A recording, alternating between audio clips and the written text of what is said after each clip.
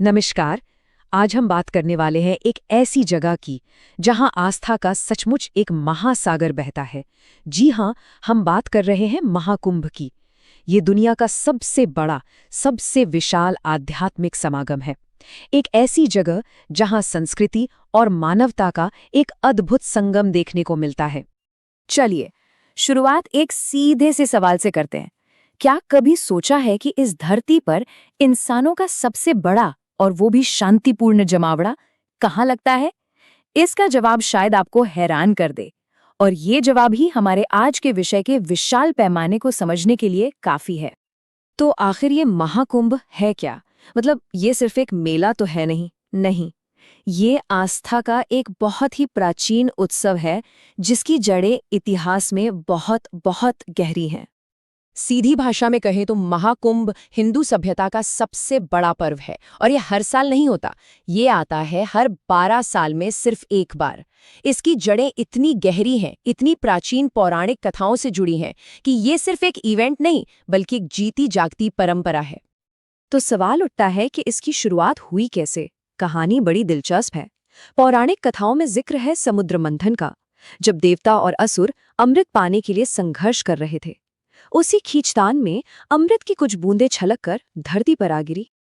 और बस कहानी का सबसे अहम मोड़ यहीं से आता है। वो जो अमृत की बूंदें थी ना, वो जिन 4 जगहों पर गिरी, वो हमेशा हमेशा के लिए पवित्र हो गई। तो चलिए देखते हैं कि वो 4 पवित्र स्थान कौन से हैं। ये 4 शहर हैं प्रयागराज, हरिद्वार, उज्जैन और नासिक। इन्हीं 4 जगहों पर बारी बारी से कुंभ मेले का आयोजन होता है, जो पूरे भारत से आस्था का केंद्र बन जाते हैं। लेकिन इन चारों में भी प्रयागराज का स्थान सबसे खास है। क्यों? क्योंकि जो महाकुंभ है वो सिर्फ और सिर्फ प्रयागराज में ही होता है, हर 12 साल में। और इसकी वजह है यहाँ का पवित्र संगम, जहाँ गंगा, यमुना और अदृश्य सरस्वती नदियाँ एक साथ मिलती हैं। यही बात इसे आस्था का सबसे बड़ा केंद्र बना देती है। तो अब सवाल ये उठता है कि करोड़ों लोग जब एक जगह पर इकट्ठा होते हैं तो आखिर करते क्या हैं? इसका जवाब एक बहुत ही सरल लेकिन गहरे विश्वास में छुपा है। मुक्ति के लिए एक डुबकी।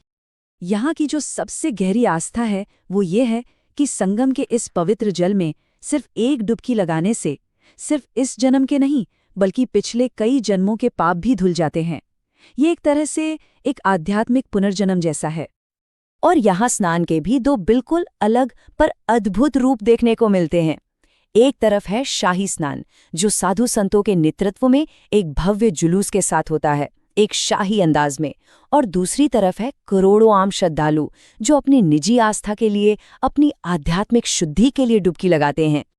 लेकिन ठहरिए, महाकुंभ सिर्फ डुबकी लगाने या पूजा पाठ तक ही सीमित नहीं है। नहीं, ये असल में एक छोटा भारत देखने जैसा है। संस्कृति और आध्यात्मिकता का एक ऐसा बहुरूप दर्शक जहां लगता है मानो पूरा देश एक ही जगह पर सिमट आया हो। जरा सोचकर देखिए, मीलों तक फैला एक विशाल अस्थायी टेंट का शहर, अलग अलग अखाड़ों के जुलूस, साधु संतों का आशीर्वाद, हर शाम होने वाली वो भव्य गंगा आरती, और रात में जब पूरा शहर रोशनी से झिलमिला उठता है। बस यही तो है महाकुंभ का असली जादू। और अब आते हैं उस पहलू पर जो महाकुंभ को दुनिया की हर दूसरी चीज से अलग करता है, और वो है इसका पैमाना, इसका स्केल। ये इतना विशाल है कि जिसकी कल्पना करना भी मुश्किल है। सच में, ये धरती पर इंसानों का सबसे बड़ा जमावड़ा है। अब जरा इस आंकड़े पर गौर कीजिए। एक ही दिन में पीक डे पर 5 से 6 करोड़ लोग, जी 50 से 60 मिलियन। ये तो दुनिया के कई देशों की कुल आबादी से भी कहीं ज्यादा है। क्या इसकी कल्पना की जा सकती है? और सुनिए, ये सिर्फ कोई कहीं सुनी बात नहीं है। नासा, जी हाँ, नासा ने भी अंतरिक्ष से ली गई तस्वीरों को देखकर इसे दुनिया की सबसे बड़ी भीड़ कहा है। इससे बड़ा सबूत और क्या हो सकता है?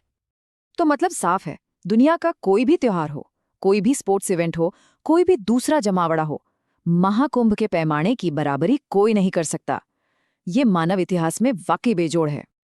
तो ठीक है, अब अगर कोई इस अद्भुत अनुभव का हिस्सा बनने की सोच रहा है तो कुछ जरूरी बातों का ध्यान रखना भी बहुत जरूरी हो जाता है। एक सुरक्षित यात्रा के लिए ये 5 बातें गांठ बांध लीजिए।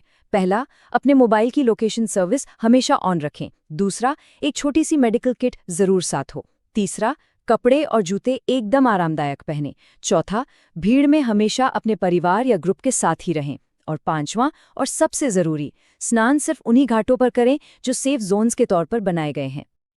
आखिर में बस इतना समझना जरूरी है कि महाकुंभ सिर्फ एक जगह का नाम नहीं है, ये एक अनुभव है, एक ऐसा एहसास जो मन के अंदर एक गहरी शांति भर देता है।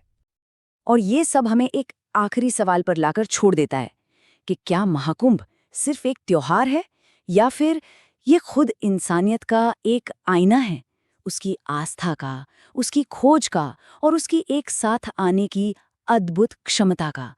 इस पर सोचेगा जरूर।